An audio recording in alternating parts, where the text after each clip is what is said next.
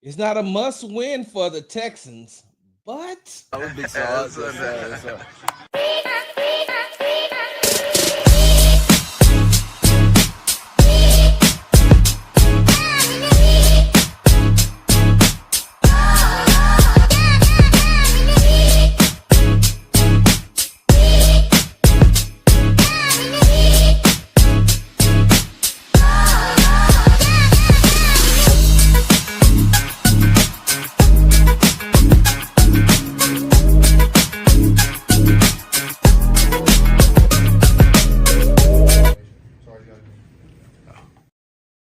hey, what's going on, y'all?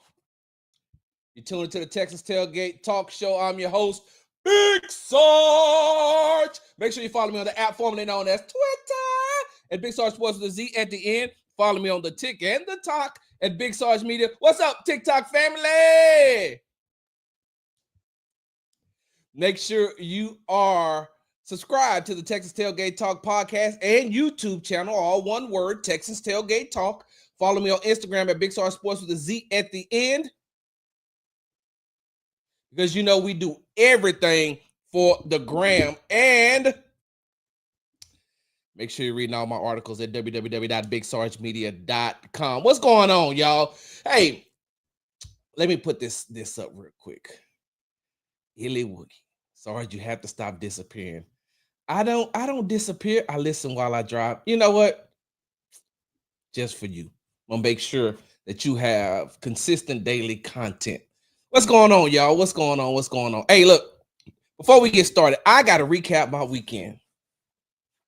And you saying, Sarge, it's Wednesday. How you recapping your weekend? Because I ain't talked to y'all.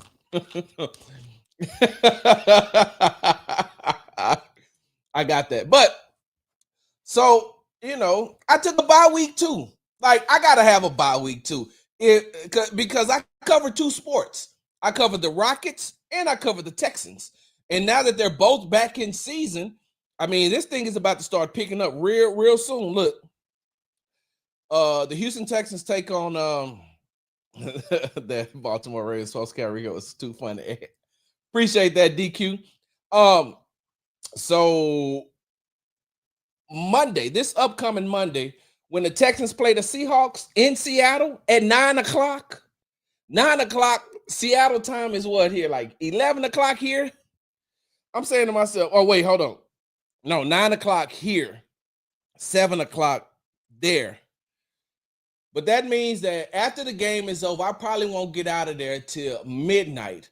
Then I have to go back to the room, make sure that I'm already packed, get up, hop on the plane, head from Seattle, Washington to Oklahoma City, Oklahoma, because the Rockets opened their season against the Thunder in OKC. So I got to leave Seattle and fly in on Tuesday morning to OKC, and because they are opening their season and the Texans play on Monday night. So, you know, sometimes I got to, you know, I have to take a bye week as well. And Illy Woogie, let me tell you this. And Woogie, I'm just gonna call you Woogie. Woogie, let me tell you this. It's so tomorrow, what's today? Wednesday, the 15th. Yes, my wife's birthday is tomorrow. And so we celebrated, and I'm not gonna even lie to you. The bye week for the Houston Texans this year came at the right time. At the right time, because for those of you all who don't know, my wife is a huge WNBA fan, right? She's a huge WNBA fan. I'm a WNBA fan as well, but my wife is a huge WNBA fan. And she loves the Las Vegas Aces. That's her team. That's her team. Asia Wilson is her favorite player in the WNBA. When I tell you that, like when they come on, everything has to shut down. Everything has to shut down. And my wife really likes to watch these games. She really likes to watch the WNBA games by herself.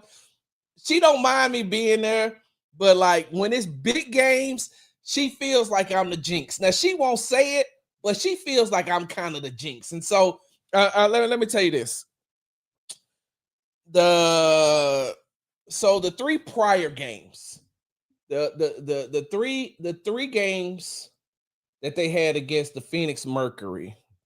Uh One of the games I was in here doing a podcast. I think another game. Oh, and then the other two games I was at the Rockets, if I'm not mistaken. I think that was at the Rockets preseason game, or I was doing something. Like I never watched the games with her, and they went up 3-0. So I took my wife to Phoenix, right? I took my wife to Phoenix to see game 4 of the WNBA finals. And so we're sitting there, we're watching the game, and the Aces jumped out to this huge lead, right? They jumped out to this huge lead of 17 points. And then the Mercury cut the lead down to 6, if I'm not mistaken, maybe even 4. But it was either 6 or it was 4. And I, being the great husband that I am, we sit next to each other watching the game. I, being the great husband that I am, I got up and I left. I left my wife there to watch the game by herself because I felt like I was the jinx. So what did I do? I cut on a Peloton walk on my phone and I walked around the arena. I just walked around the arena, catching the game on the outside. And I left and they came back. Now we can watch any regular season game together, but then big games like that, she don't want to be bothered. So I just kept on walking around till the game was almost over. And then I came back, and then the Aces won. My wife was happy, and that's we call it the best birthday trip ever. She was so happy. So happy about that. And so, and you know what? Y'all drop it in the comments. Hey, Miss Jordan, how's it going? Y'all drop it in the comments. Drop it in the chat. Y'all drop it in the chat. Hey, do y'all feel like is there such thing as a superstition? Because I'm gonna be honest with you. If I'm watching my favorite team and when my wife's not around, they win. When she's around, they lose. I'm gonna be like, hey, can you go in another room for a second? Hey, can you go to the grocery store? Because I know I can't be the only one that believes in those type of superstitions, right? Like I can't believe it. I can't be the only one that believes in those sports superstitions. So I'm like, hey, I gotta go. So I walked around, but we went to Phoenix for her birthday. We went to the WNBA finals. We got a massage, and then we went to our favorite steak place. We make it out to Phoenix at least once a year. And so we got out there. She was happy. I was happy. And like I said, her birthday is until tomorrow, but we fly out for Seattle on Saturday. So we get there. Neither one of us has ever been to Seattle, Washington. So we're going to get out to Seattle and we're going to do tourist type stuff. Because I don't know if y'all remember or not. Last time I was supposed to go to Seattle, it's 2023 for my birthday. And just so happened the Houston Texans won the AFC South, won their wild card game, and they played in the divisional round against the Baltimore Ravens. And so we had to cancel the trip to Seattle because I had to go cover the game. And so this time we get to go out there, and I'm going for work, of course. I'm going to work, of course, and we flying on Saturday. We get to do tourist type stuff on Saturday. Sunday, we're doing a 5K, and we get to hang out and do more tourist type stuff. Then Monday's the game. We fly into OKC on Tuesday. We come back on Wednesday. And then, because the Rockets, the Rockets will be getting prepared for their season. I mean, their home opener against the Detroit Pistons on that Friday. So Woogie, I had to take a break myself because I had to get myself together. I buy your wife some flowers while you're in Seattle. It's the cheapest and most beautiful. Okay, I appreciate that. Thank you for that. So yeah. So I had to take a bye week myself. So I took a bye week and now I'm back.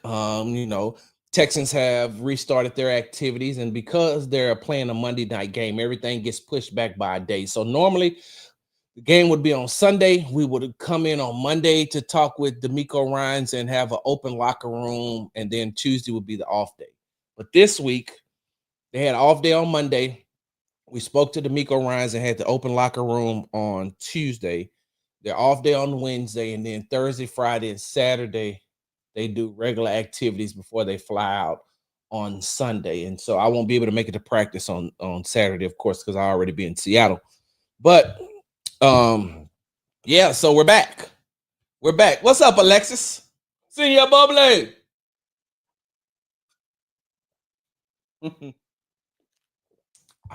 What's up, Queena? All right. So once again, you tune into the Texas Tailgate Talk Show. I'm your host, Big Sarge. Let's jump right into this thing. Well, first of all, let me do this. Let me give my condolences to the family of D'Angelo. You know, he passed away on Tuesday, and like, I'm a huge fan of D'Angelo, and I'm a huge fan of, rest in peace, Angie Stone. I think both of them made some amazing music. Like their music is just it's timeless, and it's classic to me, because I like R&B, I like soul, I like the funk, I like all the blend of what Angie Stone did and what D'Angelo did. Both of them, God rest soul. But the one reason that I want to send out my condolences to his family is because I know that their son has to be going through it, because he lost his mom, and he lost his mom, and he lost his dad, I think within a 6-month time frame. If I'm not mistaken, he lost both of his parents within 6 months. And I know how hard that is, having dealt with that. I know some of you all have too. So I just wanted to make sure that I gave condolences to his family, and especially his son, for what he's dealing with. Now, look, I ain't gonna even lie. Sarge been in the gym again. You know what I'm saying? Sarge been in the gym again, because, you know, I turned 54 in January, and I started to come on here with my shirt off, like that "How Does It Feel" video with D'Angelo, and you know how he was on that video with no shirt on and showing his body off, and then I started to do that too. But I don't know how many of you all are fans of D12. You know that from Detroit, they was Eminem's group. I don't know how many of you all are familiar with Bizarre. I didn't want to come on here looking like a skinny version of Bizarre. So yeah, I'm gonna keep my shirt on this time. Maybe later on I'll take my shirt off, like in 2026, the summer of 2026. I will take my shirt off then, but until then, no, I gotta keep my shirt on, because y'all know Bizarre. These chicks don't even know the name of my band, but they all on me like they wanna hold hands. That's one of my favorite songs. Look, hold on. I know we got to get started in just a second. That's one of my favorite songs, man. Cause Suck It Off Stage, right? Drop the mic. Y'all know that song? My band, my band, my band. Stay focused, Sarge. All right. Let me do this. Okay. So the Houston Texans, right? Coming off of they had back-to-back victories over the Tennessee Titans and the Baltimore Ravens, and now they head into Seattle to take on the Seattle Seahawks, who have been playing very well, by the way. I think that 2 weeks ago they lost to the Tampa Bay Buccaneers by a score of 38-35. And then this past weekend, they beat the Jacksonville Jaguars by a score of 20-12. And that defense is playing very, very good. I think they sacked Trevor Lawrence 7 times. They hit him like 17 times. They caused a lot of pressures. They didn't allow that Jacksonville Jaguars offense to get going. And so, you know, like I said, the title of this show is it's not a must win for the Texans, but, and the reason why I say that but is because they're going to need the Texans need some type of momentum. They need to keep that momentum going. And I mean, as soon as they, you know, look like they started to click, because, you know, I've said this repeatedly and I'll say it again for those of you all who haven't heard it, that 3rd and 32 play in the close to the end of the third quarter against the Tennessee Titans, where CJ Stroud hooked up with Nico Collins and got 37 yards. Since that one play, the Houston Texans offense has done nothing but roll. They have done nothing but picked up confidence. They've done nothing but picked up momentum. They've done nothing but seems like they're starting to put together some of their offense. And I will say this, right? I'm going to say this because there's a huge conglomerate of people out there on social media, and some of them even in the media, some of them even in the local media, that said, how much can you really judge the Houston Texans based off of what they just did against two bad teams, and the Tennessee Titans, who have only had one win on the season, and then a depleted Baltimore Ravens team. Y'all know how I feel about that, about them talking about the depleted Baltimore Ravens roster, when nobody said that when the Baltimore Ravens came into Houston on Christmas Day last season and beat the dog shit out of them, hand over heart, but beat the dog crap out of them by a score 31-2.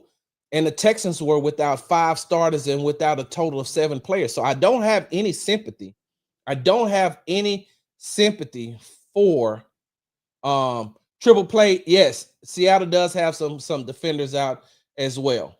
They do. I think their safety, I think their defensive backs are that defensive backfield may be a little bit depleted coming in, but they got a strong front seven, in which is what I talked to head coach DeMeco Ryans about on Tuesday. But I don't have any sympathy for the Baltimore Ravens. You can only play who you can play, and then if it was so easy to beat them like that, and I know they got some players back, but I mean the Rams struggled with them for a minute. Like, I don't want you to take away from the fact of it wasn't about what who they were playing. It was about them. It was about them. And so what, you're playing against a team that doesn't have all their starters on defense or has some key people out, whatever the case may be. You're just trying to focus on you and what you can do and how you can build confidence in a player like Xavier Hutchinson, who had 2 touchdowns, how you can get Nick Chubb going, how you can get Christian Kirk going by getting that big 47-yard reception, how you can get Nico involved and keep him involved, and how you can get CJ to the point where how much criticism he had taken all the way up to that game, to him winning the Week 5 AFC Player of the Week. I think CJ, if I'm not mistaken, has 400 plus yards, 6 touchdowns, and no interceptions over the last 2 games.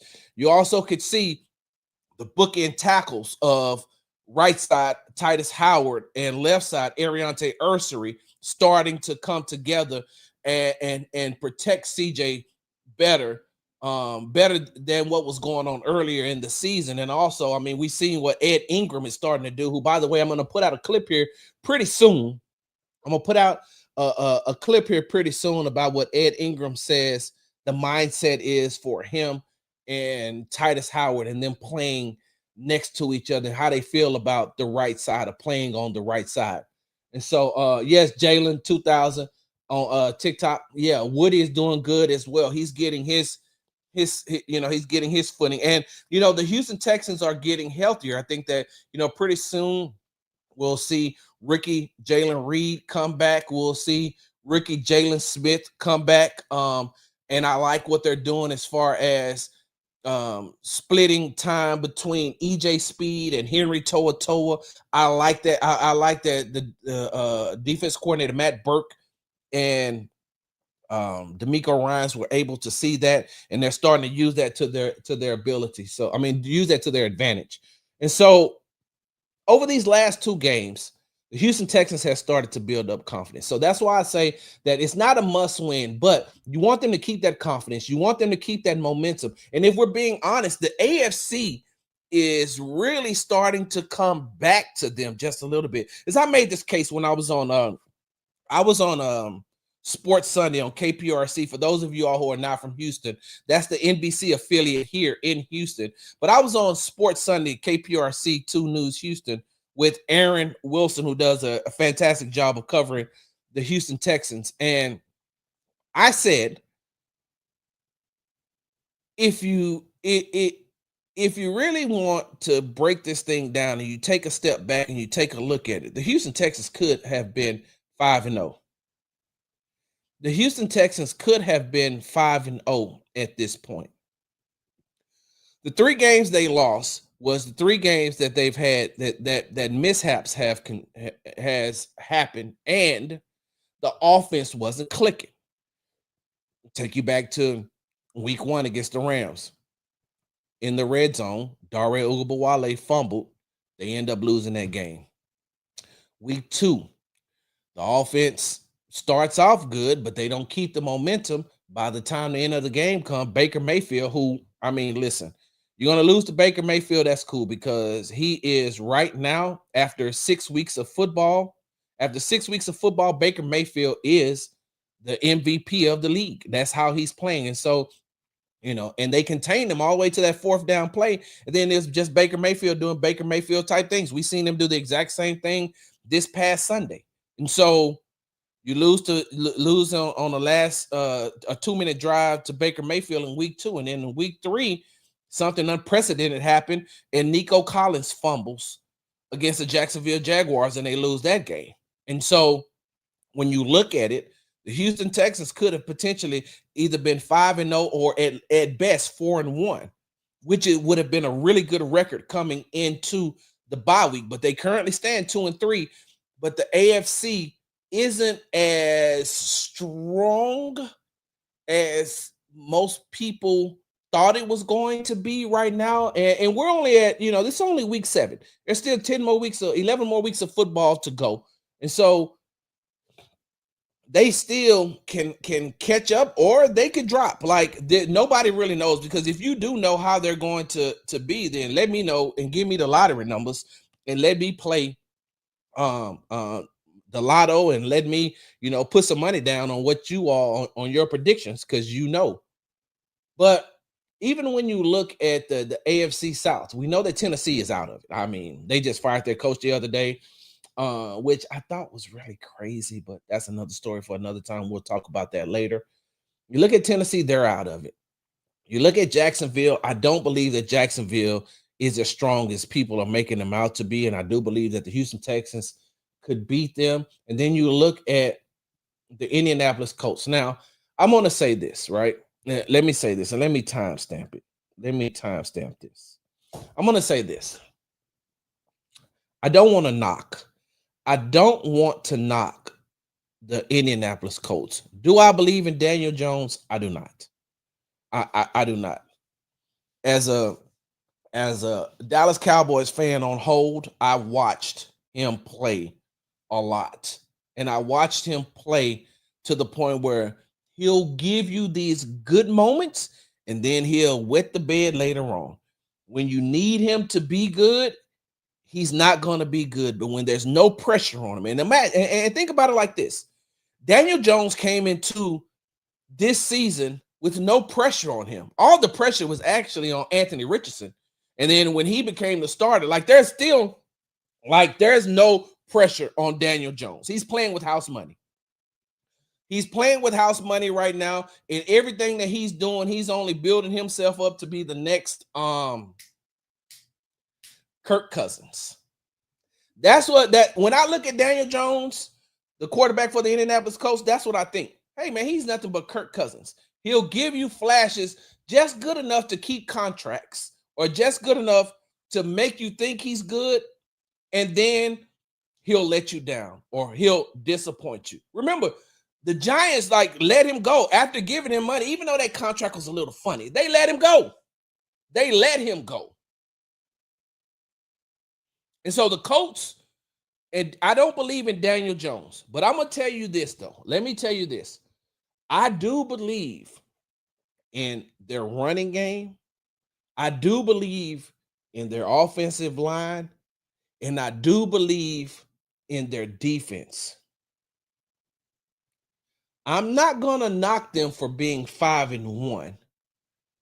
I don't believe in Daniel Jones, but I'm not going to sit here and sound idiotic or stupid and say that the Indianapolis Colts aren't good. No matter how they're winning the games, no matter how they're you know, listen, I watched too.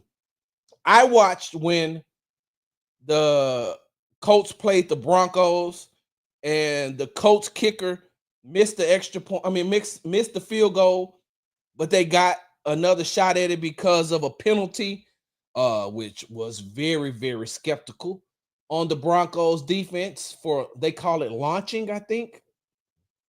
Uh uh Launching, if I'm not mistaken. But anyway, they got another chance and they beat Denver. There's been some other close games that they've had that they've squeaked by, but I'm not going to knock them for that because I mean the Houston Texans, during D'Amico Ryan's tenure here with the team, I mean they've won a lot of one-score games, so you don't want to knock them. You don't want to knock them. Hold on for a second. Let me put this up here. Dizzy says, sorry, they haven't played anyone. I will give them credit when they beat a competent team, which is why I credit the sorry Jags for beating KC. And I understand that. But if you can't give them credit for the teams that they beat, then can you give the Texans credit for the teams that they beat? That's all I'm saying. All I'm saying is I don't want to discount the fact that the Indianapolis Colts are a good team right now. And even the teams that they're playing, they're still winning these games. Like they're still winning these games. So if you're going to knock them for who they played, then you're going to have to knock the Texans and who they played as well. And so, and I'm not here to be a hypocrite. I'm listen, y'all know me. I stand 10 toes down on everything I say. So when I say it here, I believe it. So I'm not going to knock them for being a good team. But I also believe that the Texans will probably split with them. I believe that the Houston Texans will split with the Indianapolis Colts this year. And so if they come back around and they can beat the Colts, I mean, if they can split with the Colts, they can beat the Jaguars and then they can sweep the Titans. Like they're still right there. And there's still some winnable games on the Houston Texans schedule. And there's some teams, I'm going to be honest with you, there's some teams. Okay. Y'all hold on for a second. Give me a second. Oh, by the way, this is free promotion. Y'all send this to Starbucks when you get a chance. I am addicted to these Starbucks mango dragon fruit drinks with lemonade. Oh my God, they are the best. So if you want to cash out me, I don't do coffee a lot, even though I have, I like coffee, but I don't do coffee a lot. I do these every day. Oh my God, not every day, but like at least how many days is it in a week? 7, at least 5. I digress. Let me say this. Well, I was on the Texans cookout, right? I was on the Texans cookout. And for those of y'all who haven't subscribed, make sure you go to Texans Cookout on YouTube, subscribe to the channel. And that's the post-game show with myself, Chancellor Johnson, DJ BNMA, and Jonathan M. Alexander, excuse me. And I think it was our very first show. And at the time, I think the Texans were probably 0-2. Maybe, yeah, I think they were 0-2. And they asked, we went around, we did a roundtable discussion, and we asked about, do you believe that the Houston Texans can make the playoffs? And I was one of the main ones that said yes. I think I probably was the only one who said yes. I said I still believe that they can, because you have to give CJ Stroud time. You have to give, Nick Caley time to do what he's doing. You have to give that offense time. The defense is going to be who they're going to be. The defense is going to be who they're going to be. And the defense is going to keep you in games. But you got to give the offense some time to start clicking. And CJ is starting to click. Now, has he played clean games, I feel like he could play better, and he knows that he could play better. He's probably going to tell us that on Thursday that he could play better, even though, like I said, he had a very, very good game. I think his 85% completion rate was the highest of his career. And so I think that they can play better. And so I said, you got to give him an opportunity and a chance. And I do believe the Houston Texans can still make I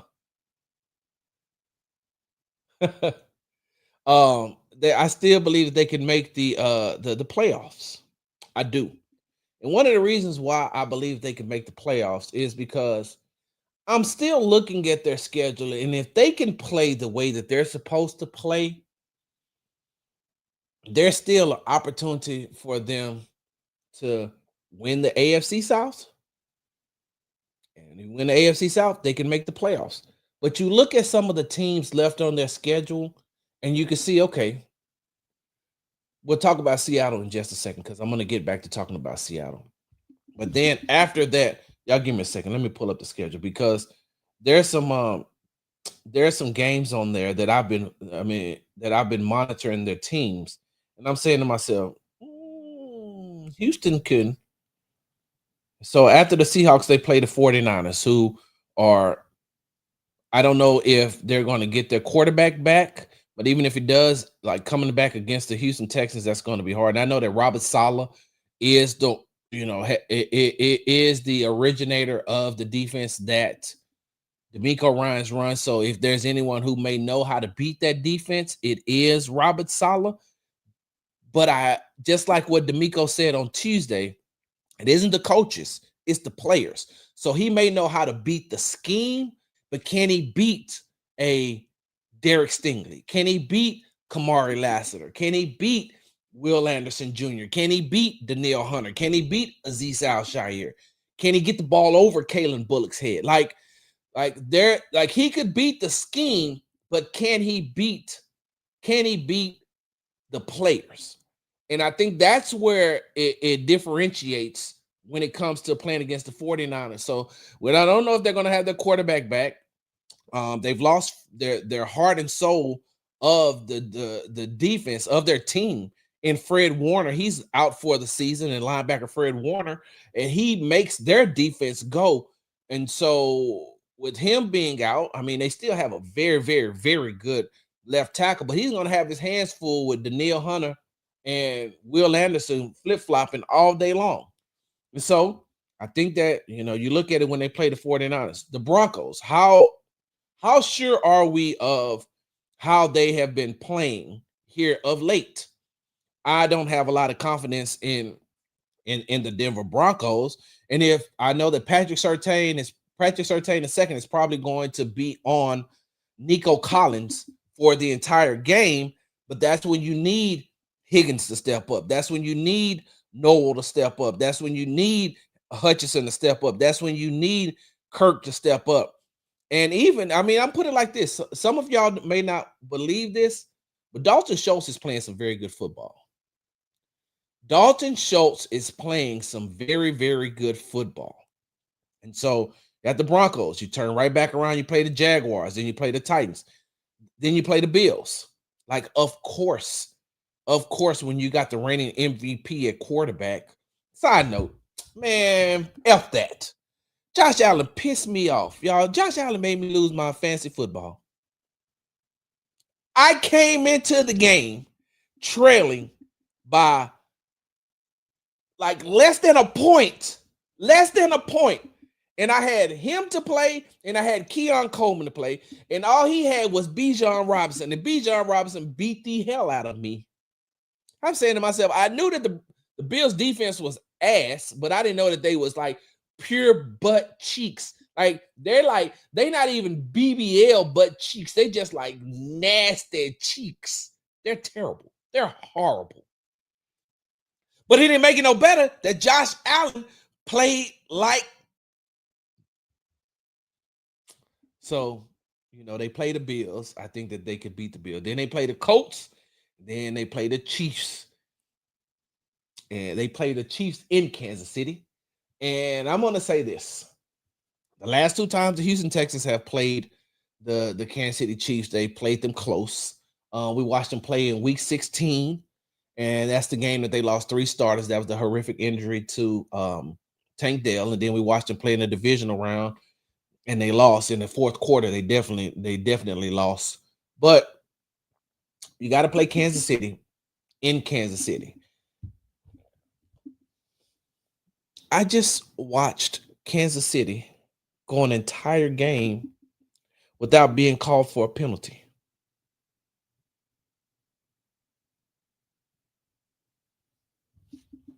Okay, let me say it again for the people in the back.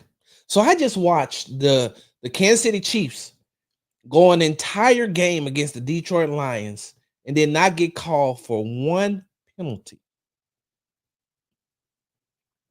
I watched that game. Did I see penalties? Hell yeah, I seen penalties. Were they called? Hell no, they weren't called. So, in order for the Texans to go into Kansas City and to beat the Chiefs, they're going to have to blow them out. And that's not going to be easy to do. But they play the Chiefs, they play the Cardinals, they play the Raiders. I mean, like they played after the Chiefs, they play the Cardinals, Raiders, and the Chargers, and then they play the Colts again. Looking at this schedule, I'm telling you, I do believe that the Houston Texans have a chance, even after starting the season 0-3, to get back to where they need to be. Right. Thank you. That classic 21. Chiefs had 13 penalties against the Jags the week before. Right. Exactly. And so, in order to beat the Chiefs, you got to beat the Chiefs. You can't let them hang around. And I mean, because for some reason, there is a love affair between the league and Patrick Mahomes. It's another story for another time. I digress. Let's get back to this let's get back to this current game against the Seattle Seahawks, right? And like I said, it's not a must-win game, but it is a game that they need in order to continue on what they have, because there's no more bye weeks. They got to go with what they got right now, and they got to continue to move.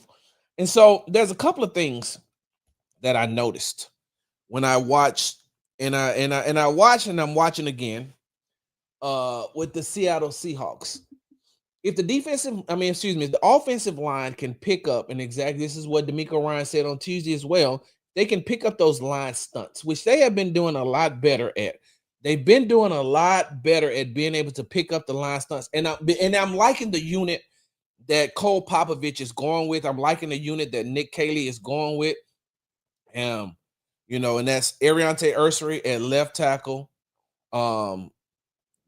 Basically Juice Scruggs at left guard, even though he's splitting time with Laken Tomlinson. And Laken Tomlinson might start, but then Juice Scruggs will come to the game. But I can see Juice starting more because he's starting to get more acclimated. He's playing very well. Jake Andrews at center. Ed Ingram at right guard, and Titus Howard at right tackle. They're starting to do a whole lot better as a unit, communicating with each other. And, even after they had that debacle where CJ got sacked, I think that was the fastest time for him to be sacked, with that Jeffrey Simmons sack against the Titans. And I found out what happened. There was really miscommunication. I talked to Ed Ingram and I talked to Titus Howard. And that's what happened. It was just miscommunication. And so, but they're starting to play a little bit better, but they're going to have to be on their A game in order to go up against the Seattle Seahawks defensive seven that looks really, really good. And that's going to be a problem for this offensive line until they're able to get themselves together. And let's not forget the crowd noise. The crowd noise has been, the crowd noise in Lumen Field. It makes it hard for opposing offenses to be able to get into a rhythm because it's so loud that you can barely hear it. And I, like I said, I've never been to that stadium before. This is going to be my first time, but I heard it's the equivalent to how the Superdome. They still call it the Superdome, or is it like the Mercedes Benz Dome or something? I can't remember what the name of it is down in New Orleans. That thing gets loud. I've been in that one. Kansas City gets super loud, and I heard that in Seattle they get louder than they do in Kansas City, and so they're going to have to be on the same page. They're going to have to communicate with each other. They're going to have to make sure that everything is on the up and up when it comes to going up against the crowd noise and that defensive front. And if you give CJ the time, I think that he'll be able to do what he needs to do. And that front seven is also very good against the run. And so I know the Houston Texans want to establish that running game with Nick Chubb and Woody Marks. So that's going to be that's going to be an issue for them, that I think that if they can overcome that, they'll be able to win. Here's where I say the Houston Texans have the advantage. And I know you're going to say, Sarge, okay, Captain Obvious. I know that. We know that, Captain Obvious. We know what you're about to say. I got to say it, though. Like that Texans defense, like that Texans defense, like that Texas defense, I'm not going to even lie. It's been a long time since I've seen a defense play like that. And they do have their bend but don't break moments, but that damn defense is so good. It's so good. And if they would have gotten rid of their problem early on in the season, if they would have got rid of their problem by game 2, they could potentially, be 1-1. I don't know, or 3-2. Let's say it like that. They could be 3-2. They would have got rid of CJ Gardner-Johnson earlier. They probably would have been, there would have been a whole lot. I think they would have had a better record. I do. I'm the one that believed that. And, side note, I put this out on Twitter, and y'all can clip this up and send it to them. It doesn't matter to me one way or the other. But if I'm CJ Gardner-Johnson, I'm stepping away from the game for the rest of this season, getting myself together mentally, getting myself together, take a step back and focus on myself before I get myself into any type of other situation. Because after the Texans let him go, and he's still getting his money, but after they let him go, the Ravens picked him up, put him on a practice squad, and now he got cut from the practice squad of the Baltimore Ravens. And so I'm saying to myself, hey man, just take a step back. Anyway, I digress. When you look at this Houston Texans defense, and like I said, they have a lot of bend but don't break moments.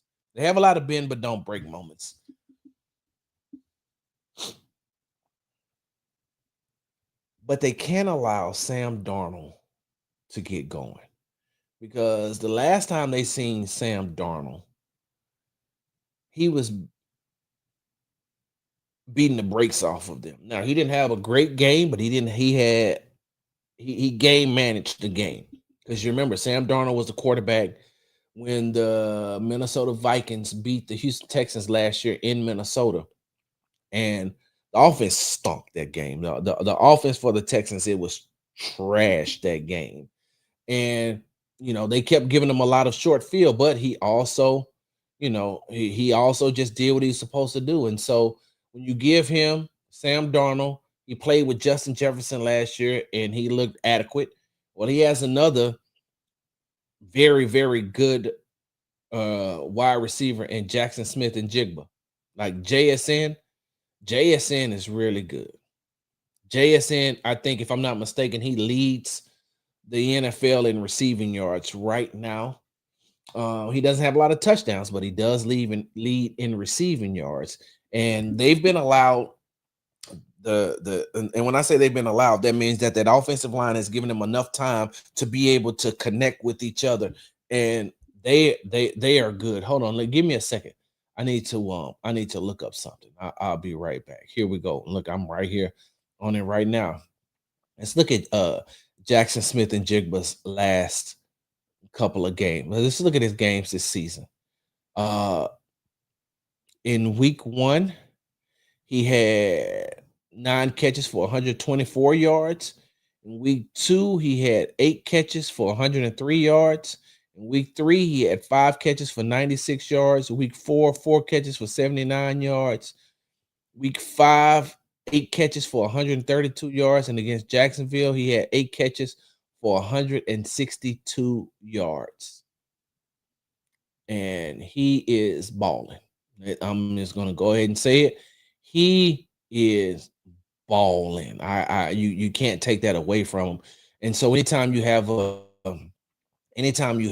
a quarterback like Sam Darnold who can get him the ball, then you're gonna there's gonna be an issue and a problem when you go up against that team, when you go up against that Seattle Seahawks team, because he's the one player that's going to be looking for, and when he's not going, they're looking for that.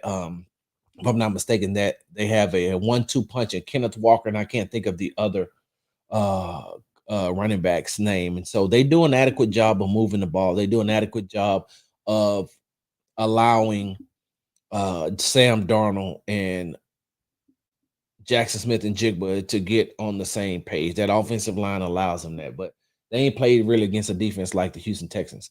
And because of the Houston Texans defense, I think that this time around, having seen some of the tendencies of Sam Darnold, now it's different. It's going to be different. But there's something that I looked at, and I put this in my article on Tuesday. There's something that I looked at on Next Gen Stats, and it says Jackson Smith and Jigba has caught 31 of 43 targets for 631 yards and 3 touchdowns when the line out wide this season. I'm going to repeat that one more time. Jackson Smith and Jigba has caught 31 of 43 targets for 631 yards and 3 touchdowns when the line out wide this season. Now, when you hear that, you say, well, I guess all the Seahawks are going to do is just, put him out wide. Just put him out wide and let him go crazy. If he got 631 yards and if he caught 31 of the 43 targets, just put him out there. But, see, that was just the first part. Let me read you the second part of this stat. His receiving yards from such alignment is the most in the league and 145 more receiving yards than the next closest wide receiver, George Pickens, who has 486 yards. So he has 145 more yards than the next receiver that's closest to him, and that's Dallas Cowboys wide receiver George Pickens, who has 486 yards from being, lined out wide. Now, if you're new here, right? If you're new here, let me go ahead and say this. What the Texans have, right? What the Texans have is 2 very, very, very, very good cornerbacks. They have one that's first team all pro in 2024, and Derek Stingley. Hey, shout out, congratulations to Derek Stingley and his lovely fiance. He just got engaged. But they have a first team all pro cornerback on one side. So you say, cool, ain't no problem. We'll just put Jackson Smith and Jigba on the other side away. We'll keep him away from Derek Stingley. We know what Derek Stingley can do. We'll keep him away from Derek Stingley. Well, you can't just throw him over there because there is a Derek Stingley Jr. clone in Kamari Lassiter on the other side. And who feels like he got slighted his rookie season by not getting the accolades that he felt like he deserves. Even though he don't play for him, he still felt like he deserved them, and he didn't get them. So he even more pissed. And this is the same guy, right? For those of y'all who haven't seen the viral clip from when I was talking to him after after the Baltimore Ravens game. For those of y'all who haven't seen that viral clip, because it went viral, let me say it like this. So I'm talking to him, right? I'm talking to him after the game, talking about the way he played, and I talked about the interception that he got against the Ravens, which he wasn't even supposed to be in the game. The only reason he was in the game is because the backup quarterback Damon Arnett had caught a cramp and he couldn't get back in the game. He couldn't get back in the game at that time. So Kamari was in the game and he was able to get that interception, his first of the year. But he wasn't even supposed to be in the game. So after the game, we're talking. And he said, it's cool that I got the interception. It's cool we got the win. But I got to play better. I got to tap in. I got to do more. I'm not doing enough. And then he proceeds to tell me 2 other plays, specific plays, where he felt like he should have had an interception. He tells me about 2 more specific plays that he felt like he could have been better on. And then he says, I could have played better. He said, I got to tap in. I got to tap in. No, he said, I got to tap in. I got to lock in. I got to tap in. I got to lock in. Like, and he's sitting there like I think that if they told Kamari, hey, we got to go right back right now and play another game, he'd probably. I'm surprised Kamari don't walk out of the stadium in his uniform. I am surprised that Kamari does not walk out of the stadium in his uniform, because he's always ready to play. Always ready to play. So you can't just send JSN to the other side and think that you're going to be effective over there either, because Kamari's played against these type of wide receivers before. And yeah, you may get him one time, but you're not going to repeatedly beat him. Not gonna. He plays against JSN. He practices against JSN every day. In Nico Collins, he practices against players like JSN as far as physical stature and makeup is in Xavier Hutchinson and Jaden Higgins. Like, you can't just send JSN to the opposite side of Derek Stingley and think that you're going to win. So I still ain't finished reading all of this stat. Let me start from the beginning, and then I'm going to get to the end. Jackson Smith-Njigba has caught 31 of 43 targets for 631 yards and 3 touchdowns when the line out wide this season. His receiving yards from such alignment is the most in the league, and 145 more receiving yards than the next closest wide receiver in Dallas Cowboys wide receiver George Pickens with 486. The Texans defense has allowed 450 yards, the 6th fewest, on throws to wide receivers aligned out wide. Okay, for the people in the back and at the top, what's going on? The Texans defense has allowed 450 yards, the 6th fewest on throws to wide receivers aligned out wide.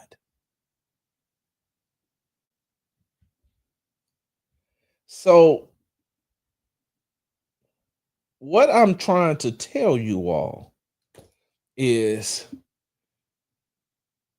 you're not going to just throw JSN to the opposite side of Derek Stingley and then say, we'll just operate from this side of the field, because you're going to keep going at Kamari until he sends you back over to the other side of the field. And then you're going to try to go against the other side of the field. And now you see what happens. The best bet is to probably try to run JSN out of the slot. Maybe try to get him matched up against Jalen Petrie.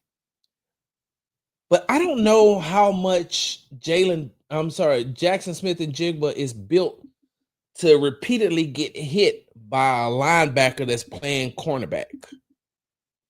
From a linebacker who's playing the safety corner, because that's Jalen Petrie is a linebacker to me. I'm just going to be honest with you, because of the physicality and the way that he hits, and he's getting smarter and smarter and smarter at playing that position.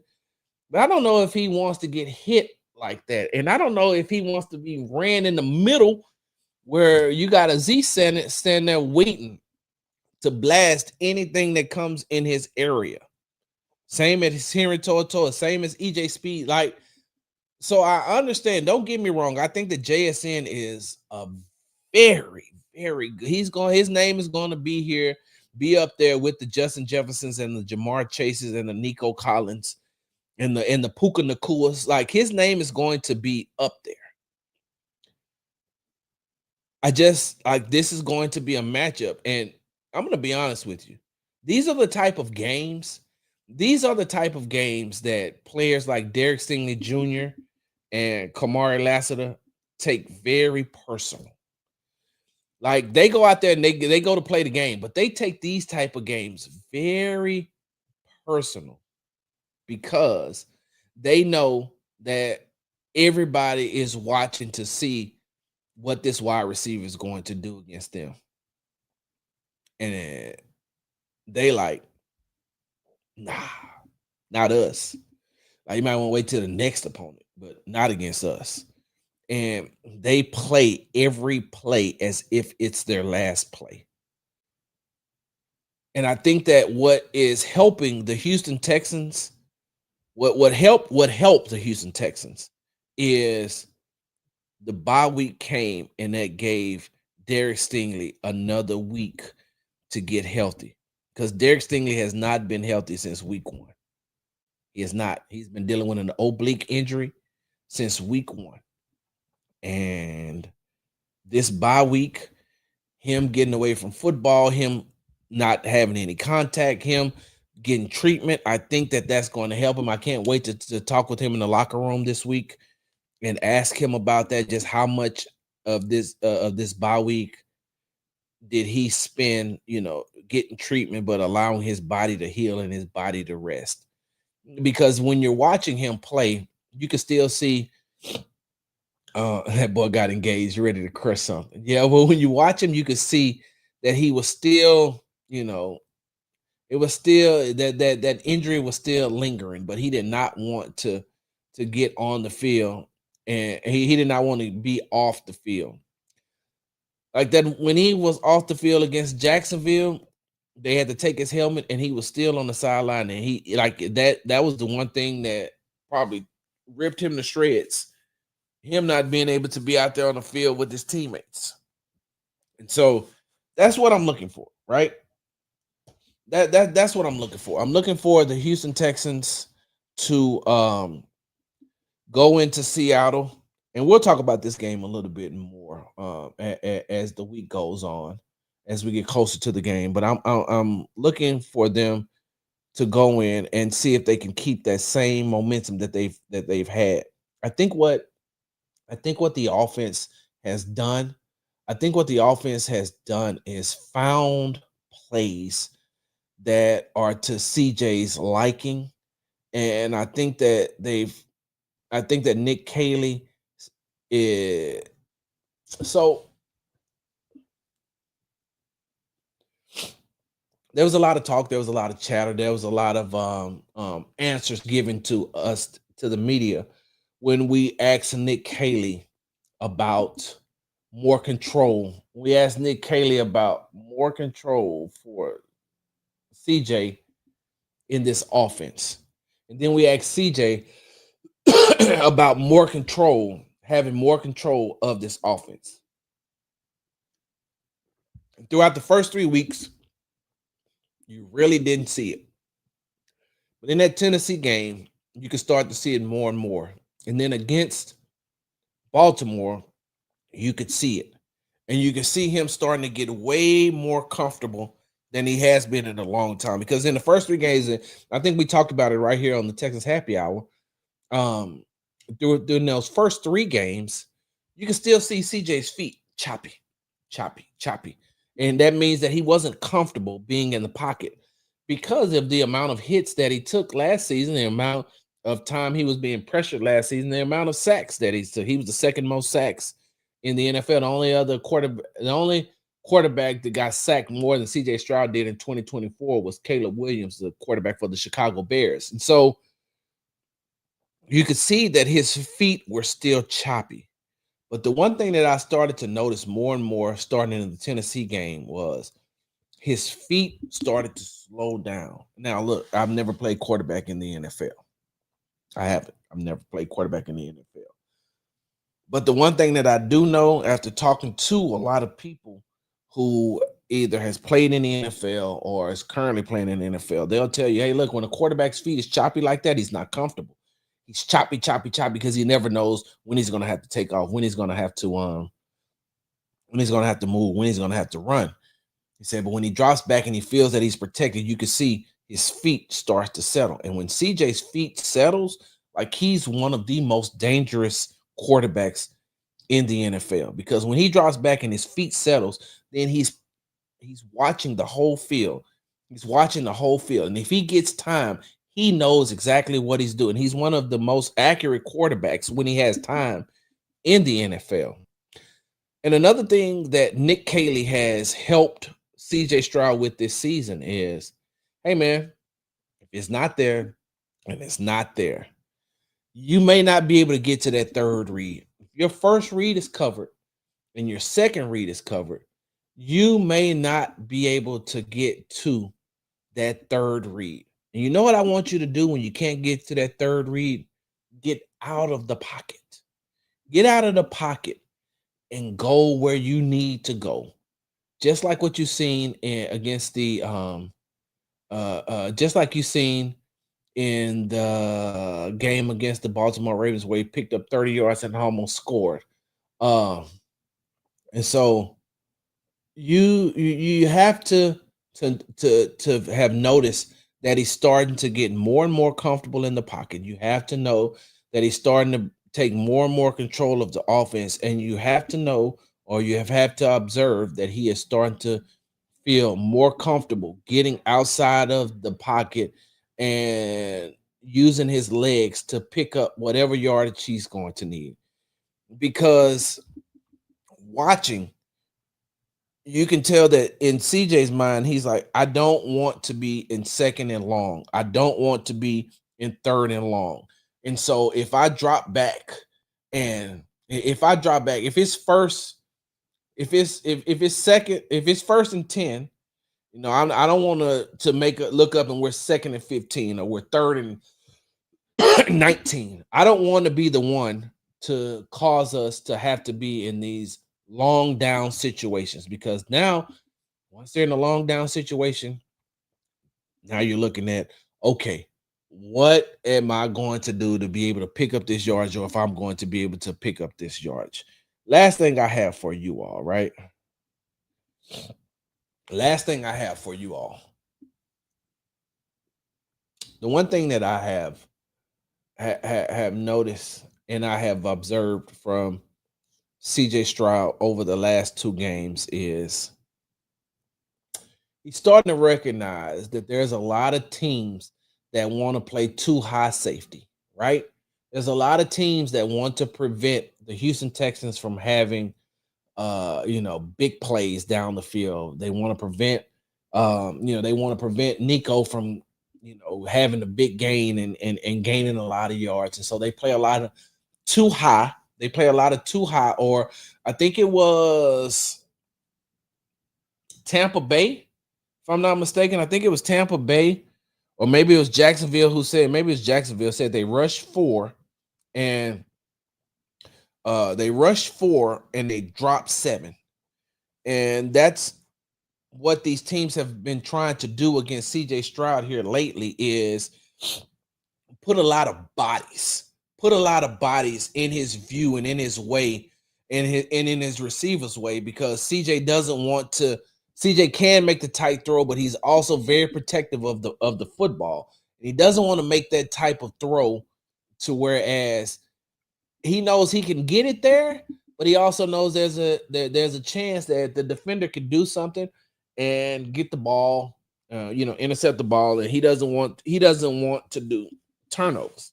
So what has the Houston Texans offense coordinator done for CJ? He said, okay, if they're going to play this too high safety, right? If they're going to play the safeties, both of their safeties over the top, right? They want to prevent us from getting big plays. And if they're going to drop this many people into coverage, don't worry about it. We got a way to beat that. Because if you're going to drop them into coverage, use your legs. One. If that's not available, and what we're going to do is we're going to get the ball out of his hands. Get the ball out of CJ's hands. Hey, drop back up. Bam. Hey, look, maybe 3 yards, maybe 4 yards, but it's still a gain. And now we can, we can deal with the next play, but we've gained yardage instead of losing yardage, or having a dead play, or CJ taking a sack, or CJ turning the ball over.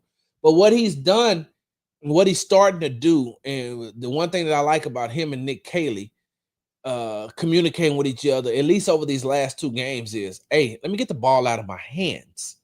Let me get the ball out of my hands and into the hands of the playmakers who are going to do what they need to do. Hey, if I can if I can get the ball out of my hands and get to the players that need to have it, then we could do, go from there. But I just like the fact that CJ is starting to excuse me, not only make quicker reads, but saying, all right, let me get the ball out of my hands to my playmakers, and then we're going to go from there. But if I get the ball out of my hands, let my receivers do what they need to do, and let the running backs do what they need to do, we can live to fight another day, and we can just keep the ball rolling. And that's exactly what I said. Dawson's been showing up these last 2 games in the running game by pancaking boys. I said Dalton Schultz has been playing very, very well. So Raymundo, I see. Are there trades you can see us making by the deadline? Brees Hall. I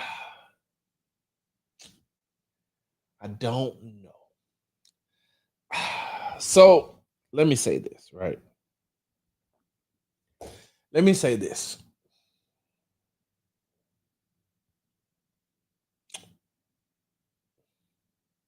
What I don't want Texans fans to do is to start looking at all these names that are going to be available.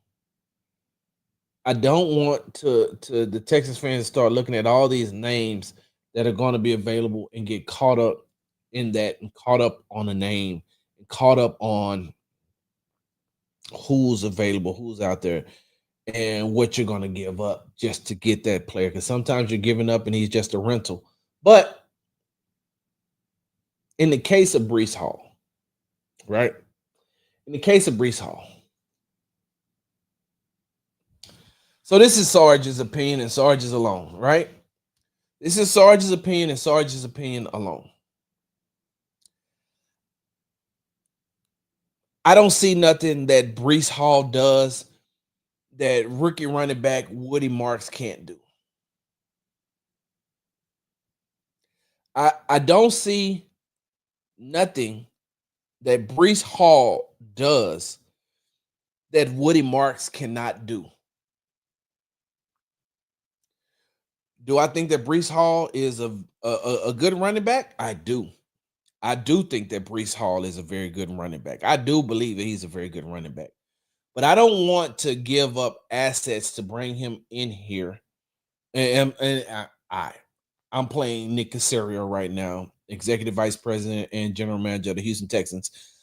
I don't want to bring in somebody that's going to take away carries from my rookie, who I drafted to be the next starting running back for the Houston Texans, especially with the Joe Mixon situation. Especially with the Joe Mixon situation. And I see somebody says, I agree, Brees Hall's legs are a lot stronger and younger than Chubb's. You're right. But I don't want to give up assets for Brees Hall when I know what I already have in Nick Chubb. And if Nick Chubb isn't getting the job done, what we're doing is we're grooming our next running back. We're grooming our next running back in Woody Marks, who can run, who can catch, who can pass block, who does everything that you need him to do. He's just a rookie. That's the only problem. The only problem with Woody Marks right now is he's a rookie and he still has to learn. He still has to make sure his body is conditioned to play a long NFL season because we know that when these rookies come into the league, they have to get themselves conditioned because their season ends way before the NFL finishes. Their season ends in college way before. And then the physicality of this game and the speed of this game puts more on your body. And a lot of times the rookies are in very good shape. They're just not in NFL shape yet. They're still learning and still trying to get their NFL bodies together. But there's nothing that I feel that Brees Hall does outside of being a veteran that Woody Marks doesn't give you. And you just got to give him time. So I don't know about giving up future assets for a running back that I don't know how long is going to be with us, especially if I'm liking the 1-2 punch or the 1-2 combination of Nick Chubb and Woody Marks. Now, it's not about what he does differently from Marks. It's about the room as a whole. Can you elaborate on that? I don't know what that means. Uh you got to let me know what that means. Someone is saying about the tight end from is Njuku on is Njuku on the trade block as well, the tight end from Cleveland? Because if he is, that's a good piece. I don't know what the contract situation is. I don't know what they're looking for him, but you got to remember they're also about like Dalton. No, I mean not Dalton Schultz. Cade Stover will be back this year. Like Cade Stover will be back playing football for the Houston Texans this year. And so do you want to give up? Do you want to give up that any assets, knowing that you're going to get Cade Stover back? Even though, like I said, hey, don't get me wrong, man, Juku, that's a whole nother animal. It's a whole That's a whole grown man. Like that dude can play. Uh, oh, and Juku just got hurt. Oh, okay. I didn't know that. I didn't watch. So, side note, right? Side note. Let me timestamp this. Let me. I don't watch Cleveland, and although I think that Miles Garrett is a monster, I would love to watch Miles Garrett play football. I just think Miles Garrett he's a monster.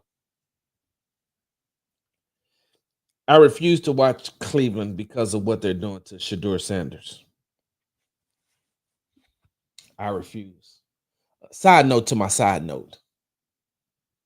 Damn, Tom Brady.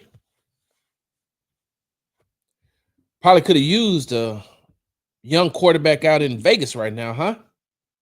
How's that Geno Smith experiment working out for you? Probably could have drafted. You had the opportunity to draft a younger quarterback. Yeah, tell me how that Geno Smith situation is working out for you.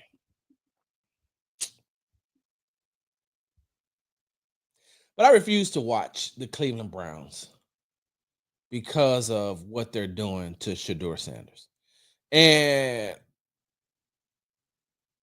for me, it's not even it's not that I don't think that Dylan Gabriel is a bad quarterback. I haven't watched him enough. I barely watched enough Oregon games, and that's only because one of my really good friends, his son plays for Oregon. And so, I watched Oregon a lot last year.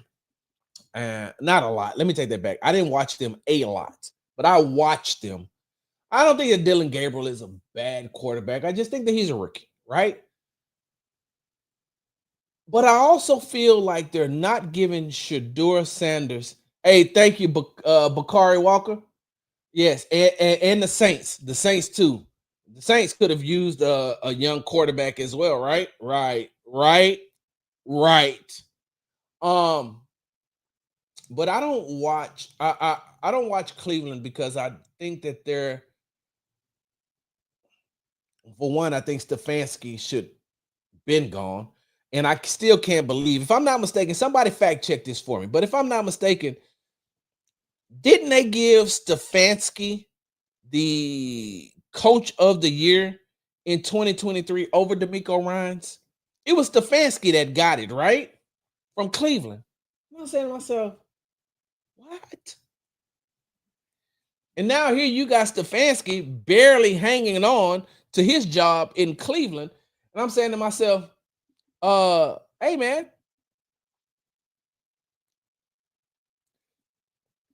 you got give the young man a chance. Give Shador a chance to play. Hey, if you're allowing one rookie to play, allow the other rookie to play too. Because y'all look horrible. And you're losing your team. You're losing the locker room. And you're losing games. And you look bad at the games that you're losing. Like, it's horrible. Let me see. I got something. Hold on one second. Let me see if I can find it. Let me see if I can find it. Give me 1 second. Did I put it here? Oh, here we go. Give me 1 second.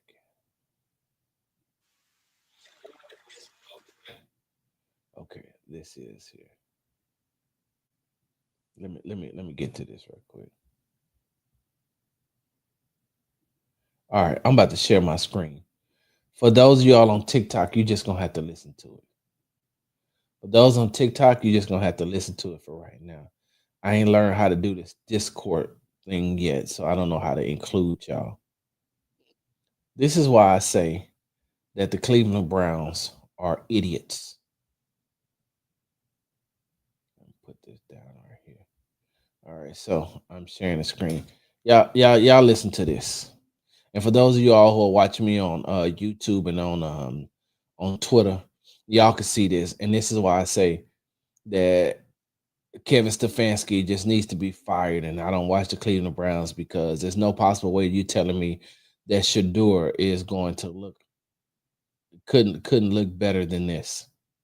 Let's look at the top 5 worst throws of week 6. And as an honorable mention, I got Dylan Gabriel for this throw off Isaiah Bond's head. He's facing an all-out blitz here, and it's honestly not even his fault because he has to get the ball out quick, but it was just a funny play. And for the next honorable mention, I got the Browns QB Dylan Gabriel. He has a little window right here to get it to Hannon, but instead he scrambles out the pocket and gets hit for an incompletion. And for my last honorable mention, I got the rookie out of Oregon, Dylan Gabriel. Isaiah Bond runs this nice out and in route that gets him open, and Gabriel has a clean pocket to step up and make this throw, but somehow throws it behind him for an incompletion. And now for the real list. At number 5, I got the signal caller for the Browns, Dylan Gabriel. He throws this rare deep ball to Jerry Jeudy that almost gets picked, and he decided to throw a back shoulder fade, but he should have threw it in the back of the end zone to give Jeudy a better chance to make a play on the ball. And at number 4, I got the rookie QB for the Browns, Dylan Gabriel. He does a good job of looking off the safety and has a wide open Hannon on this deep dig route, but instead he decides to check it off to his tight end for no gain. And at number 3, I got the 3rd round pick for the Browns, Dylan Gabriel. He scrambles out of the pocket and Jeudy does a good job of going upfield to get open, but instead he throws him out of bounds, which should have been a touchdown. And at number 2, I got soon to be QB2, Dylan Gabriel. He has a pretty clean pocket right here, but he decides to scramble towards the defensive lineman and throws his ball into triple coverage, which should have been a pick. And at number 1, I got the 41st starting quarterback for the Browns since 1999, Dylan Gabriel. He has no one open on this play, so he decides to blindly throw it to his check down, which should have been a potential pick 6.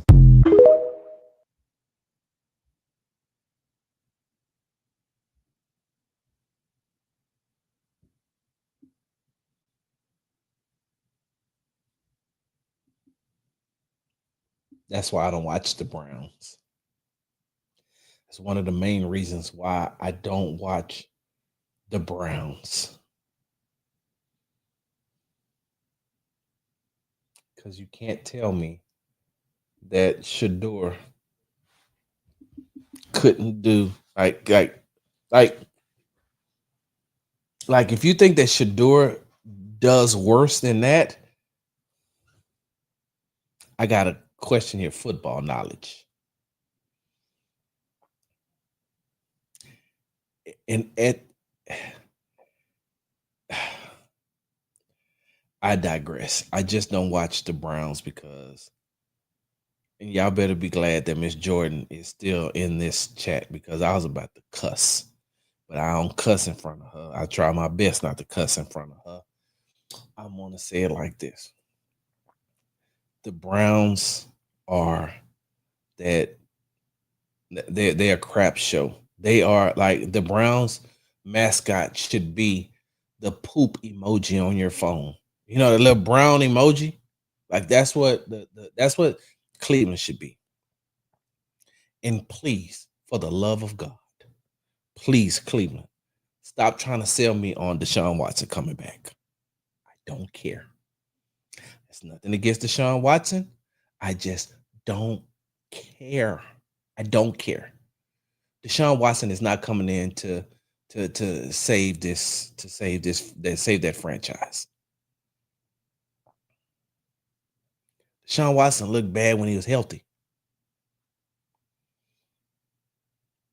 Being in the league this long, been through as much as he's been through, coming off this type of injury, he's not gonna save the Browns. And you're stuck with him because you gave him guaranteed money. Guaranteed. $230 million guaranteed. But you're also a franchise who drafted Johnny Manziel. You're also a franchise whose owner has taken, you know what? Sorry, this ain't about. Look, you got to do that on another show. I got it. Let me get back to the Texans. So I got to get ready to get up out of here because I got some things I need to do. All right. So that's all. Browns are terrible. So once again, like I said, the Seahawks and this Texans game is going to be good, and I think that it's going to tell a lot about the Houston Texans. It's going to tell a lot about what Nick Caley is doing and what he's trying to do, and if you can get this offense on track, if you can get. Wait a minute, hold on. Josh said, "Y'all think the Jets go 0-17 this season?" I really don't want the Jets to go 0-17 because I do like Justin Fields, quarterback. Garrett Wilson is on my fantasy football team, and Aaron Glenn is from Houston. Like I can't just root against Aaron Glenn, even though, like, I can't root against Aaron Glenn. I can't root for the Jets, but I'm not going to root against Aaron Glenn at all. Period. He from the H. Can't do it. I'm not going to do it. Not going to do it. Not going to do it. Not going to do it. Do I think that he's put in a bad situation? Of course. But we know that there's certain coaches who will only get those type of opportunities. You got to take the bad franchises and try to turn them around. So we know what the history of the game is. Aaron Glenn wasn't going to be put in a situation where he was going to be able to be successful in year one. So I get it. And I understand. And he's a first year coach, so he's going to make some. I just can't do it. I can't root against Aaron Glenn. There is a young man who covers the Jets who used to be here in Houston that had a lot to say about CJ Stroud and wearing a hat that I wish you just stay up there and worry about the team you cover, my boy. Worry about the team you cover. And I think that he's a very good guy. I'm not gonna say his name. He know who he is. I think he's a very good guy. I just think that what goes on in Houston ain't none of your business. And just like in New York, it's really none of my business. I don't cover that team on a day-to-day basis. I mean, you could say something about Houston, but I just thought that was a weird type of thing for you to do that. All right, y'all. I gotta get up out of here. They say Massage Whisperer coming back in week 10. Hey, but before I go, let me say this, y'all. Let me say this. So you know that I do the Texans happy hour, right? I do the Texans happy hour. So sitting back, thinking about it, I said it's not fair. It's not fair that I give the Texans a happy hour, right? I just give the Texans a happy hour when I also cover the Rockets, and I should give the Rockets a happy hour as well. Like I got to show the Rockets some love too. I can't just give all the love to the Texans and do a Texans happy hour. So I figured it out. And I don't know if you all, however many of you all follow the Big Sarge Media YouTube page, you might have seen this already. But when I go live now, from henceforth and evermore, when I go live for the happy hours, it won't be just the Texas happy hour. It's going to be the H Town happy hour, right? Throw your H's up, right? Is that what they say? Throw your H's up. So it's going to be the H Town happy hour. And in the H Town happy hour, I'm going to cover, I will be covering like Houston sports in general, but more specifically, the Houston Texans and the Houston Rockets. Because it's like I said, I don't want to alienate my my supporters who support me, who are Texans fans or may not be Texans fans, but they love the Rockets as well. So there's going to be starting on today, Wednesday, H Town Happy Hour. And in that H Town Happy Hour, we're going to talk more about the Texans here a little bit later on. H Town Get Down. I think somebody has that already, Tay. I think somebody already has the H Town Get Down, if I'm not mistaken. Somebody Google that for me. Fact check that for me, please. And if not, can somebody get it for me? See, we're on the same page. We want it all, bro. But it's going to start. I'm going to do what I call the H Town Happy Hour. Throw your H's up. And because, look, side note, let me say that they got the rundown of, I believe. And yeah, I forgot they do the run now. The H Town Get Down is too close to what they got going on, and I don't want to. That's a whole nother. Let me just do the H Town Happy Hour. Throw your H's up. I don't know why I do that every time I say that. Throw your H's up. I'm going to do the dang, what was I about to write? I don't even know. I got the pen in my hand. This is old age, y'all. Oh, I know what I was about to write. 40. Because let me give you a little preview. Let me give you a little preview of the H Town of the H Town Happy Hour. Throw your H's up. All right.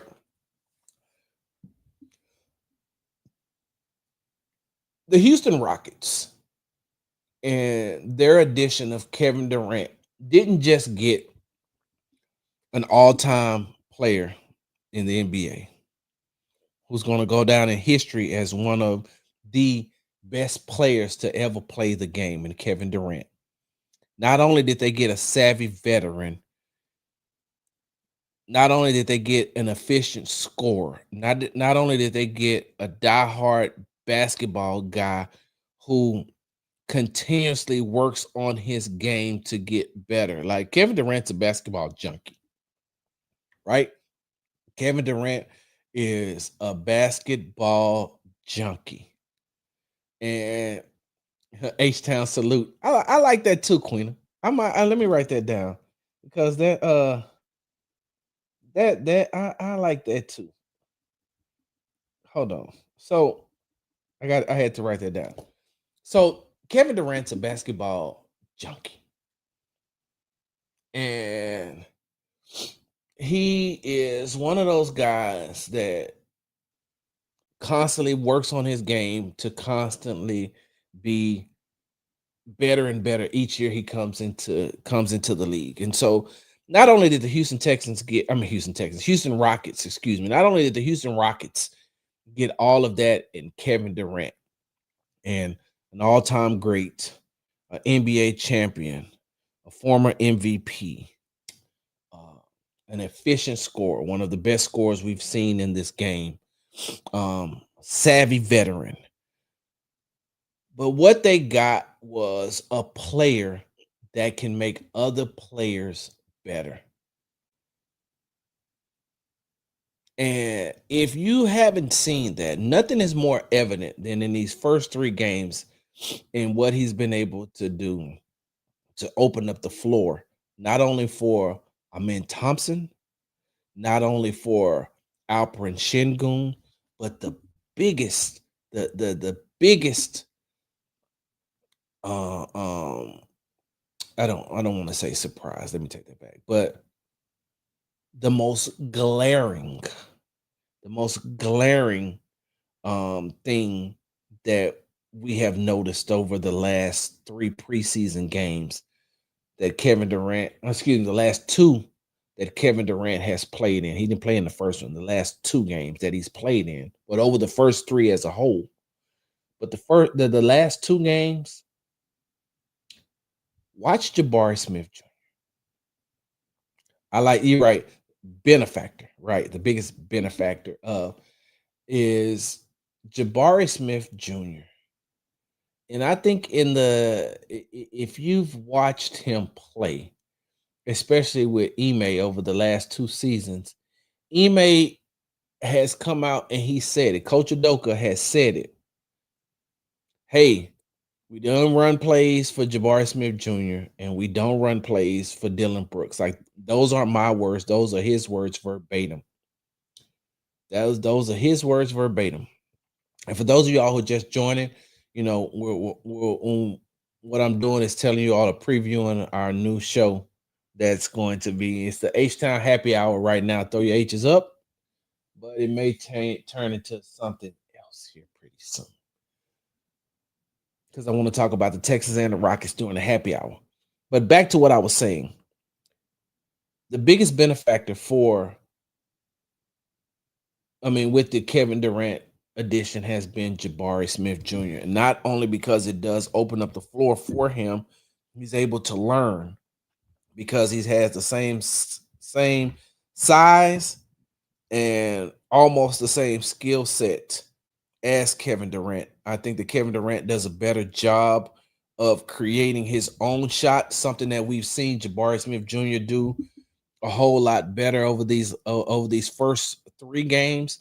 We're starting to see them run more sets for Jabari, something that he hasn't had since Ime Udoka has been coach for the Houston Rockets, but they're starting to run more sets for him.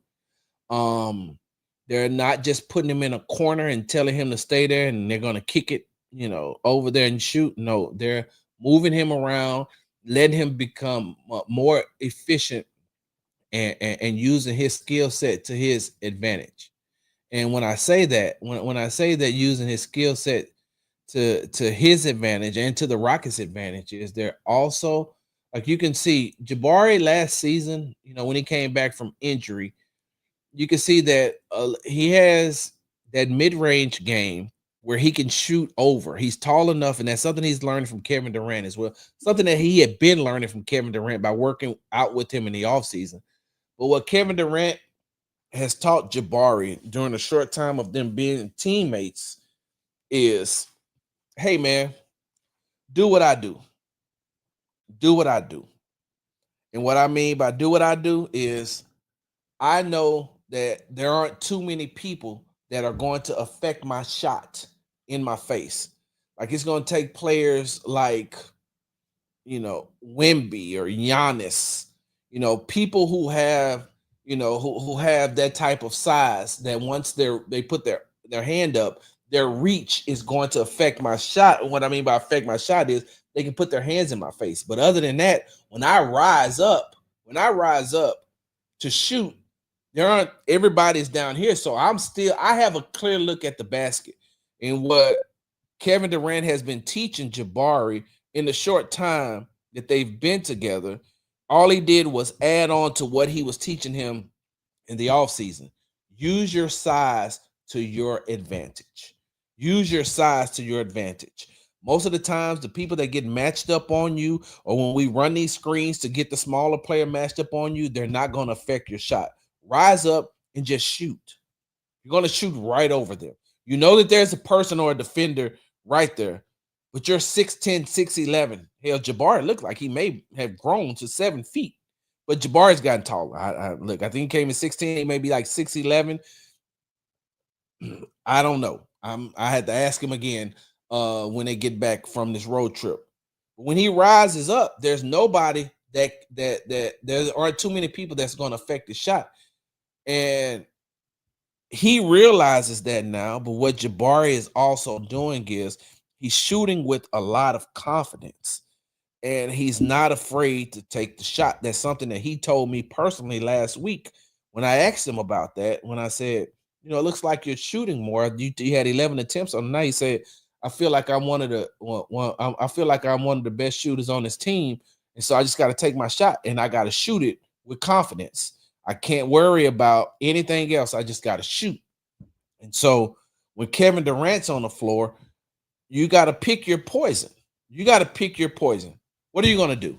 Are you going to try to stop Amen and that quick first step and the ability to get to the lane, but also kick the ball out? Because this is what a lot of people have forgotten. And like I say, if you're just tuning in right now, I know that it's not a must win for the Texans, but I know that that's the title of this. But what I'm doing is giving you a preview of the H-Town Happy Hour. Throw your H's up. I'm giving you a preview of the H-Town Happy Hour where I'm going to be talking about the Houston Texans and I'm going to be talking about the Houston Rockets. But I digress. What you're going to have to do now when you play the Houston Rockets is, okay, so am I going to have to stop Amen Thompson, who, if I close out on him, he's going to go by me with his first step. A lot of people don't realize that Amen Thompson has played point guard his entire career until he got to the NBA, and then they moved him into those different spots. But by moving him into those different spots, when Fred VanVleet was healthy, by putting him in those different spots, he learned different spots on the floor. This is the first time in his NBA career he's been back at the point guard position. Like he wasn't, and if Fred VanVleet doesn't get hurt, he's playing the 2 guard position. But he would have been in the back court instead of the front court. But you got to pick your poison. Am I going to try to stop Amen Thompson? Okay, so if I try to stop Amen Thompson, then who's holding Alperen Şengün, who has gotten himself in really, really, really good shape coming into the season? Who gonna stop him? Like if you come to me now, you're gonna leave one-on-one with Alpy, who can create his own shot, who's very effective in the low post, that is also a very good passer from the low post and the high post. So what are you gonna do? We're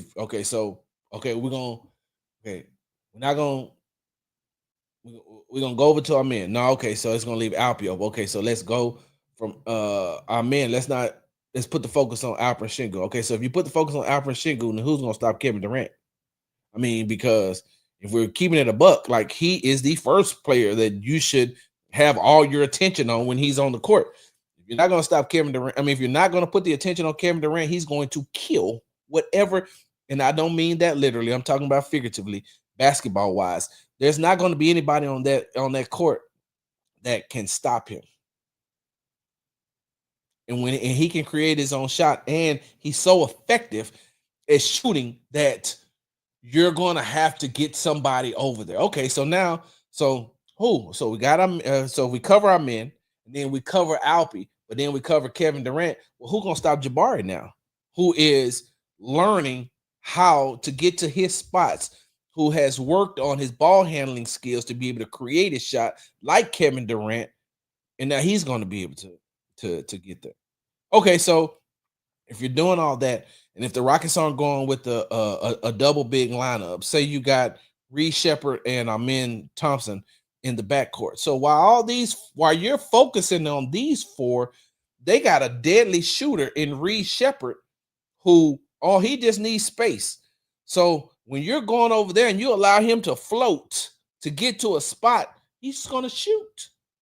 So I like what the Houston Rockets did. I like the fact that by bringing in KD, I didn't know what it was going to be like at first. I'm going to be honest with you, because everybody knows KD is my favorite player.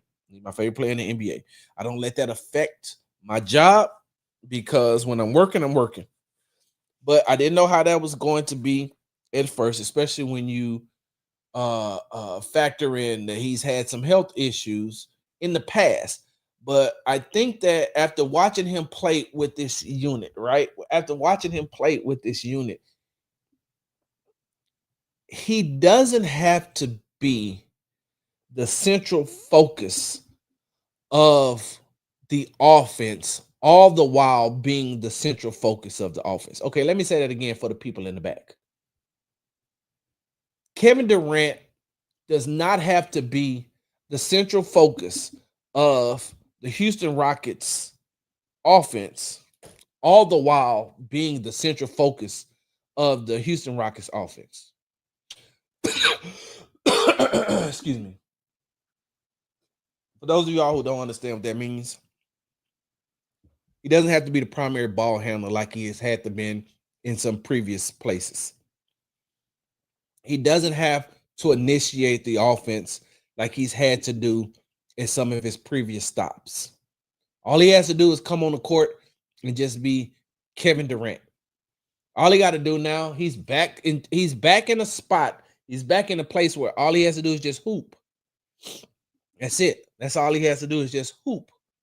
Because every player that's on the court on the Rockets, every Rockets player that's on the court with him knows exactly who he is. Hey, that's Kevin Durant. And that's Kevin Durant. Okay. That's Kevin Durant. And Kevin Durant is going to be exactly who Kevin Durant is going to be.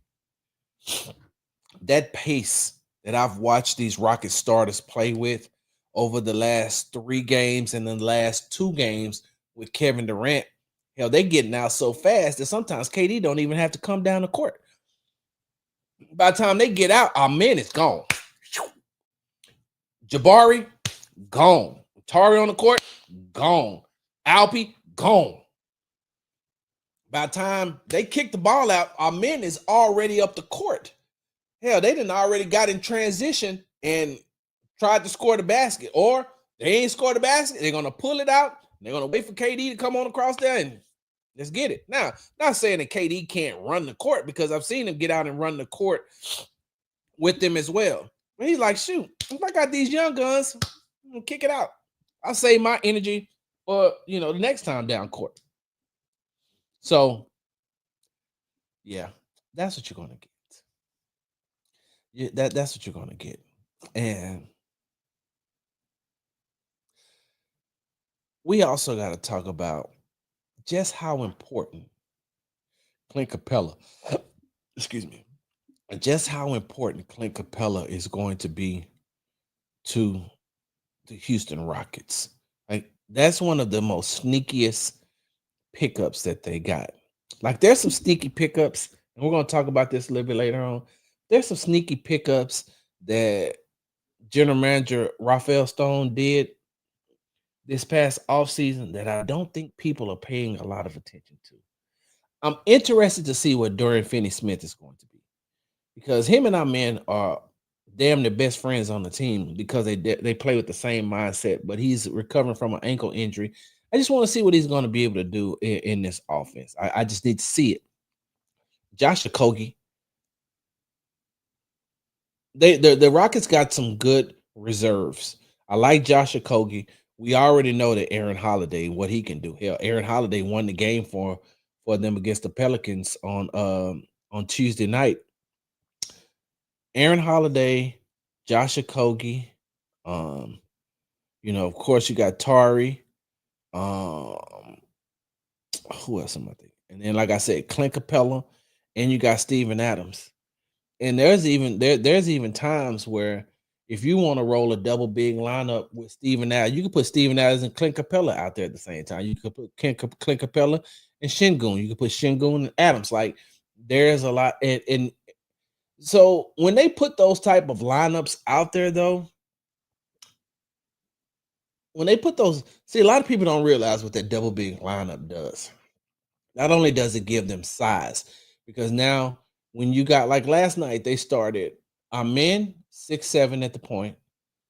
They started Kevin Durant 7 feet at the two guard position. They started Jabari, 6'11", 7 feet at the small forward. Started Shingun at the power forward, 6'11", 7 feet, seven something. And Stephen Adams. That's a lot of size on the court. Four of those players are some of your most effective, are your offensive weapons. Four of those are. Then you got Stephen Adams, who's there to clean up everything.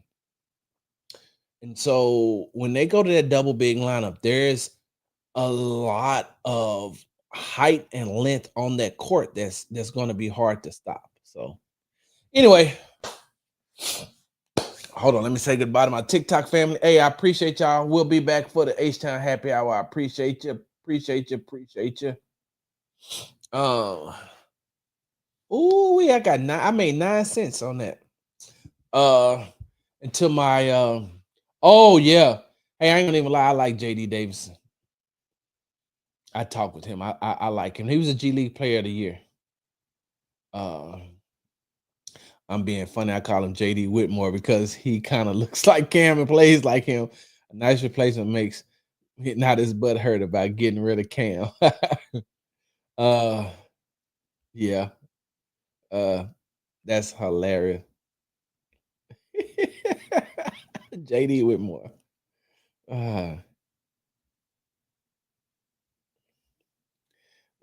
Tar would literally mug up a game, and I love it. Yeah, because Tar had like 20 points last night. KD comes in to play during the playoffs when you need that for sure. Basket, something Jalen Green couldn't give us. I get it, Kobe. I get it. But Jalen that was his first playoff series, though. I get it, though. I get it. What's up, Devrick? I didn't even know you had creeped on him, man. NBA back on NBC. Yep.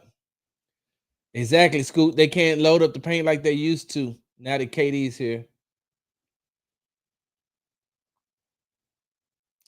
You know what? I seen a picture that I retweeted, and it says we have to talk. Devrick says we have to talk about that boxing match last night against Amen and versus Jose. And for those of y'all didn't see it, Amen Thompson and Jose Alvarado from the New Orleans Pelicans had a little kerfuffle, a small little skirmish, if you might add. And I will say this. I like the fact that after the game they were seen shaking hands, hugging it out, or whatever, because play with the intensity in between the lines, but have gamesmanship outside of the line. Play with intensity during the game, but play with intensity during the game, but have gamesmanship outside of the court, off the court. So let me get up out of here.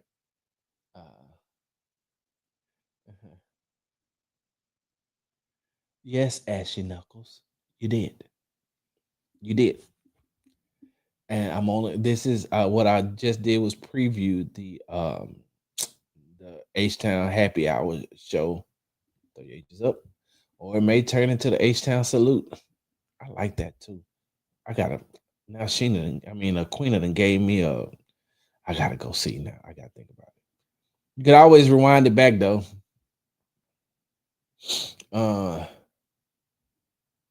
He went to Sacramento.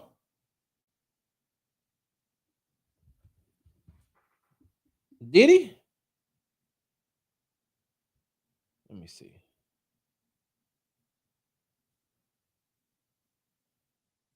Westbrook went to Sacramento. I don't know. I'm trying to see, y'all. Let me fact check this. Or you just saying? Hold on.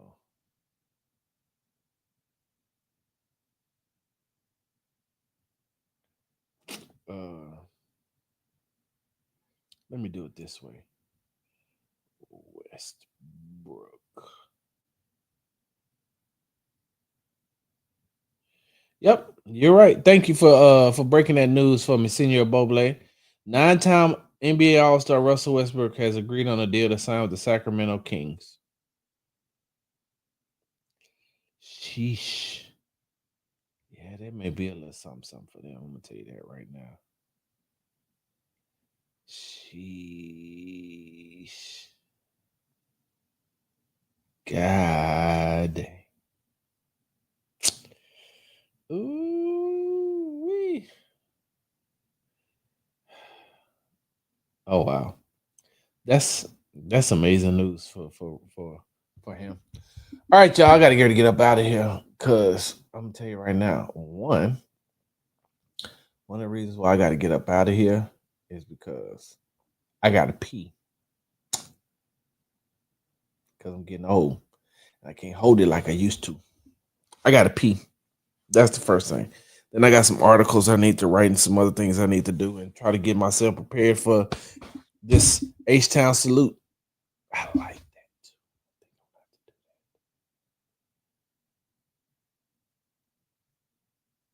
Yeah.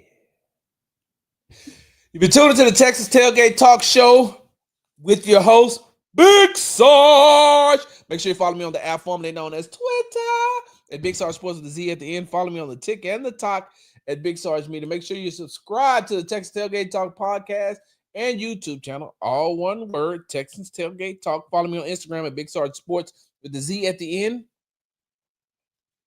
Because you know we do everything for the gram. And make sure you're reading all my articles at www.bigsargemedia.com.